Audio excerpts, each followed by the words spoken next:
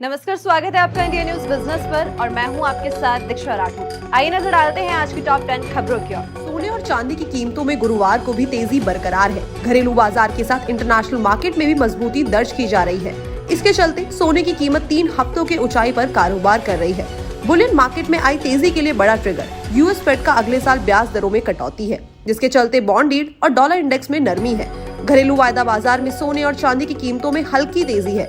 MCX पर सोने का रेट 115 रुपए उछल गया है। 10 ग्राम सोना 63,800 के पास पहुंच चुका है। इसी तरह चांदी भी करीब 100 रुपए की मजबूती के साथ 75,730 रुपए प्रति किलोग्राम पर ट्रेड कर रहा है। नए साल में ब्याज दरों में कटौती के संकेत से इंटरनेशनल स्पॉट मार्केट में सोने और चांदी में मजबूती दर्ज की जा रही है। कॉमेक्स पर सोने का भाव $2096 प्रति आउंस पर ट्रेड कर रहा है। इसी तरह चांदी की कीमत भी $24.70 प्रति आउंस पर कारोबार कर रही है। भारत सरकार ने चाइना से इंपोर्ट होने वाले व्हील लोडर पर एंटी डंपिंग ड्यूटी लगाने का फैसला किया है। अब सरकार के इस फैसले से चाइना की कंपनियों को तगड़ा झटका लगेगा। DGTR ने 29 सितंबर को इंपोर्टेड व्हील लोडर पर एंटी डंपिंग ड्यूटी लगाने की सिफारिश की थी। बता दें कि ये ड्यूटी अगले 5 साल तक जारी रहेगी। अब नोटिफिकेशन के मुताबिक चाइना से इंपोर्टेड व्हील लोडर पर 18.84% से लेकर 82.71% तक एंटी डंपिंग ड्यूटी लगाई गई है। ये ड्यूटी CBU यानी कि कंप्लीट बिल्ड यूनिट और SKD यानी कि सेमी नॉकडाउन किसी भी फॉर्म में इंपोर्ट पर लागू होगा। नोटिफिकेशन के मुताबिक मशीन बॉडी को इंजन, ट्रांसमिशन या उसमें लगे एक्सल के बिना इंपोर्ट किया जाता है तो उसमें कोई भी एंटी डंपिंग ड्यूटी लागू नहीं होगी। इसके अलावा इस ड्यूटी से कई प्रोडक्ट्स को बाहर रखा गया है, जैसे कि 7,000 किलोग्राम से ज्यादा रेटेड पेलोड कैपेसिटी, 80 किलोवाट से ज्यादा cross engine power, right and left wheel के बीच सेंटर से मेजर डिस्टेंस 2280 किलोमीटर से ज्यादा के प्रोडक्ट्स पर ड्यूटी लागू नहीं होगी। ताइवान की कंपनी फॉक्सकॉन ने बेंगलुरु की Foxconn precision engineering private limited में अप्रोक्स $55 बिलियन का इन्वेस्टमेंट किया है। फॉक्सकॉन ने इस इन्वेस्टमेंट को फॉक्सकॉन सिंगापुर PTI लिमिटेड की मदद से किया है। इसमें फॉक्सकॉन सिंगापुर ने 10 रुपए के हिसाब से 46,08,76,736 शेयर्स खरीदे हैं, जो कि फॉक्सकॉन बेंगलुरु से खरीदे हैं। और इसकी अगर हम वैल्यू की बात करें, इसकी जो वैल्यू निकल के आती है वो निकल के आती है $55.29 मिलियन की वैल्यू निकल के आती है। अगर हम इसे इंडियन करेंसी की टर्म में कैलकुलेट करें तो ये अमाउंट लगभग 460.87 करोड़ रुपए का अमाउंट निकल के आया। अयोध्या रेलवे स्टेशन का नाम अब बदल दिया गया है। इसकी जानकारी रेलवे मंत्रालय ने दी और बताया कि अब अयोध्या रेलवे स्टेशन का नाम जो है वो अयोध्या धाम रेलवे स्टेशन रहेगा। बीते दिन बुधवार को रेलवे स्टेशन के नाम को बदलने का आदेश जारी किया गया। मीडिया रिपोर्ट्स की माने तो CM योगी आदित्यनाथ ने 2 दिन पहले अयोध्या का निरीक्षण किया था और उन्होंने इच्छा जताई थी कि अब इस रेलवे स्टेशन का नाम अयोध्या धाम रेलवे स्टेशन कर दिया जाए। इसके बाद ही अयोध्या रेलवे स्टेशन का नाम अयोध्या धाम रेलवे स्टेशन कर दिया गया। बीते कुछ दिनों से दिल्ली NCR में काफी ज्यादा ठंड पड़ रही है और कोहरे की वजह से काफी ज्यादा विजिबिलिटी में भी फर्क देखने को मिला है।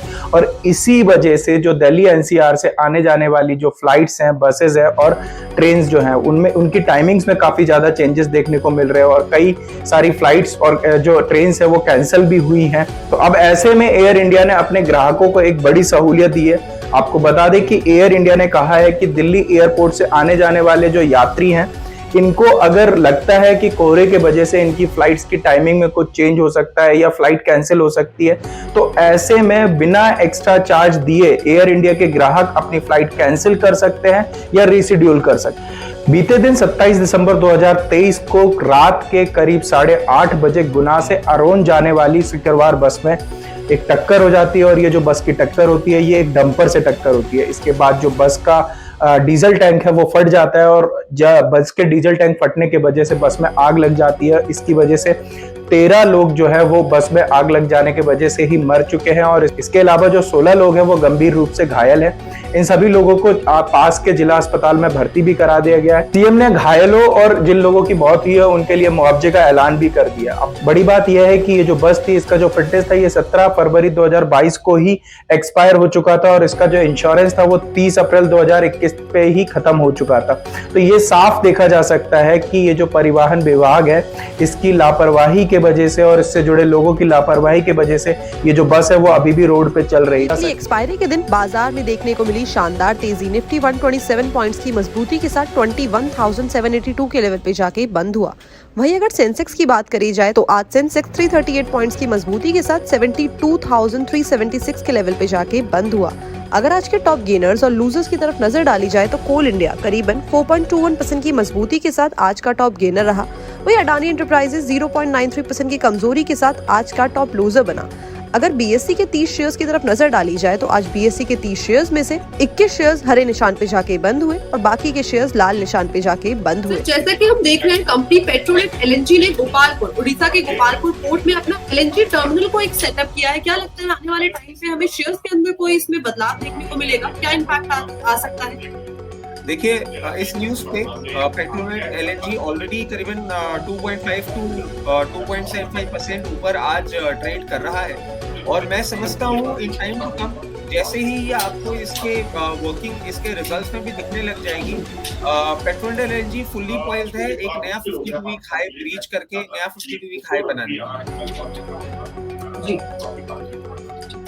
सर, एक्साइड इंडस्ट्रीज ये करीबन 40 करोड़ इन्वेस्ट करने के बारे में सोच रही है एक्साइड एनर्जी सोल्यूशन के अंदर। आपको क्या लगता है किस तरीके की खबर है?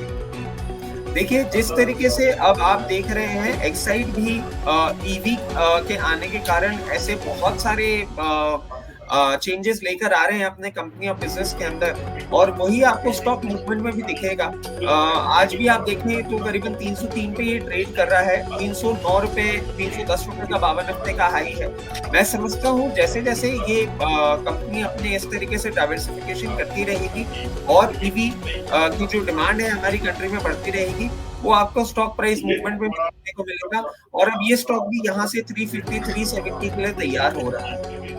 सर, टाटा पावर ने एक शेयर परचेज एग्रीमेंट को साइन किया है जहां पे वो 100% स्टेक्स को एक्वायर कर रही है बीकानेर नीमराना ट्रांसमिशन के। देखिए, टाटा पावर हमारा ऑल टाइम फेवरेट है, पोर्टफोलियो पिक का भी पार्ट रहा है और ऐसे पर्टिकुलर शेयर परचेज एग्रीमेंट्स और इन्हीं किस्म के एक्विजिशन से ये कंपनी अपने पावर सप्लाई के जो बिजनेस में है उसको और इम्प्रूव करती जा रही है और मैं समझता हूँ इन टाइम टू कम जैसे ये इंटीग्रेशन फुल्ली फंक्शनल हो जाएगा, ये स्टॉक भी अब एक नया 52 वीक हाई देने के लिए पॉइज्ड होता जा रहा है।